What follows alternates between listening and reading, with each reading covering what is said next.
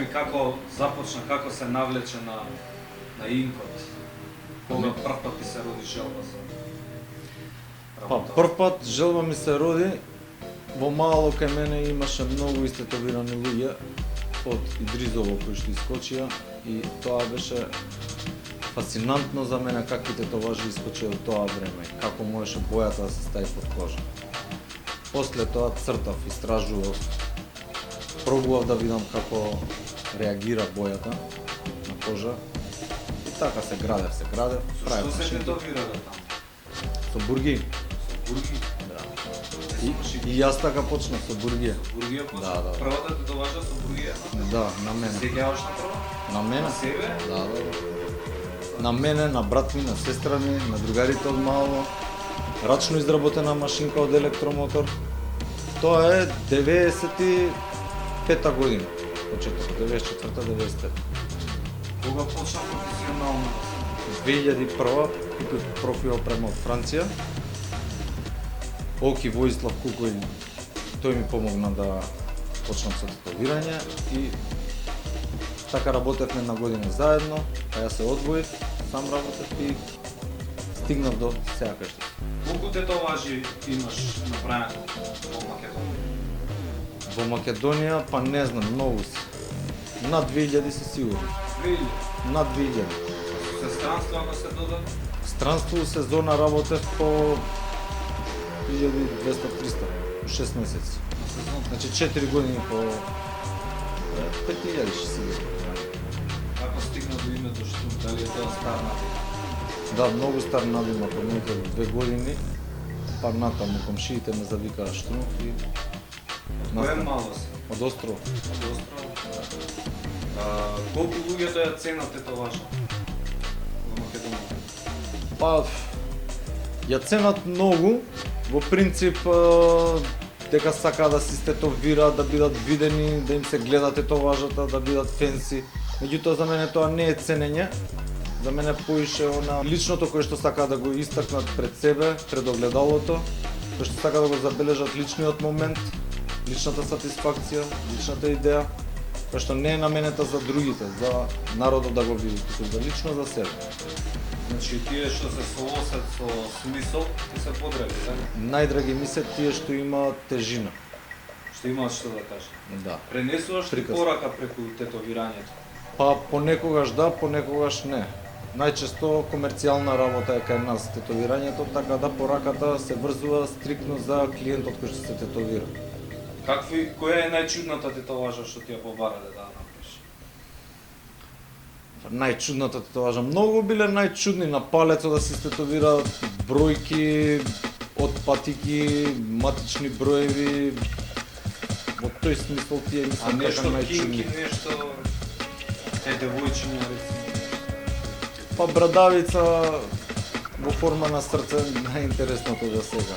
Се тетовираат жените на чудни места? Да. За колку најкратко си направил тетоважа, а која ти е онаа што си ја цртал Во една сесија? период? Па не во една сесија. Рецимо за 5 дена ти е најкратко и Вака, најкратка тетоважа ми е 2 минути. Точка. Односно не е ни 2 минути, 1 секунда е. Меѓутоа еве ако гледаме како текст, 2 минути се тоа име некој да напишеш love, инфинити знакче и нешто слично. А најдолгата тетоважа ми е таа што освоив во Бугарија второ место за најголема тетоважа и таа ја работев 60 сати. без пред. Не е безпрестанно, значи имавме негде околу 13 сесии. А кога ги спомна наградите, каде се си учествувал и што се си освоил? Оваа година првиот надпревар ми беше во Софија, каде што не освоив ни една награда, меѓутоа ми беше задоволство што учествував на Бугарија Тату Експо 2015.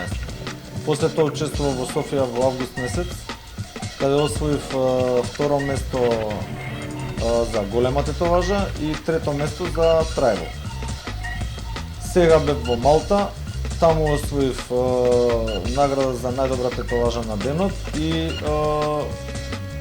трето место за Black and Grey, односно црно-сива тетоважа. Кажи ми, порано во Македонија имаше како експлоат, како нешто? Да, порано организираа ноќните волци и ден денеска организираат ноќните волци Тату Експо. На почетокот првите години се такмичев и освојував прво, второ, трето место. Секоја година и наредна година, секој експо, наредно експо. Има ли во Македонија квалитетни тату? Па јас мислам дека има многу квалитетни тату артисти, за толку малку народ колку што сме. Кинеме многу држави, многу талентирани. Значи и расте бројот и тоа е едно задоволство. Ајде да се вратиме на Малта, сега најсвежо беше. Колку учесника имаше, каква беше конкуренцијата, кој да суди и што се дешаваше? На Малта Тату Експо траеше 3 дена и на него учествува официјално 70, а неофицијално околу 90 артисти. Таму беа од Англија, од Германија, од Малта. Од Балканот е единствен представник. Од Балканот јас бев единствен представник и тоа беше така за едно мало изненадување, односно големо изненадување за мене, а мало изненадување за нив, да човек од многу мала земја да успее да покаже квалитети кои што се на интернационално ниво. И да освои награда. Има ли дружба или е хейт работала таму со тие артисти на свет? Па првите 2 дена имаше хейт према едни со други, како колеги, како тату студија, се надпреваруваа на некој си балкански начин.